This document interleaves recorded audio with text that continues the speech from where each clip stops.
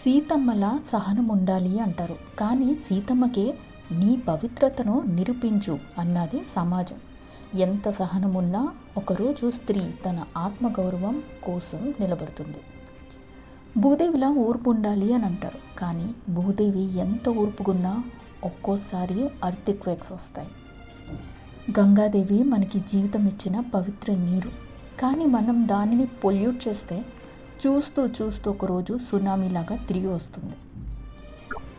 Nature అంటే పార్వతీదేవి అని అంటాము, కానీ నేచర్ని గౌరవించకపోతే డిస్ట్రక్షన్ చూస్తాం. అలాగే విమెన్, ప్రతి విమెన్ ఒక లివింగ్ గాడెస్. తనకి రెస్పెక్ట్, వాల్యూ, స్పేస్ ఇవ్వకపోతే ఒకరోజు షీ బ్రేక్స్.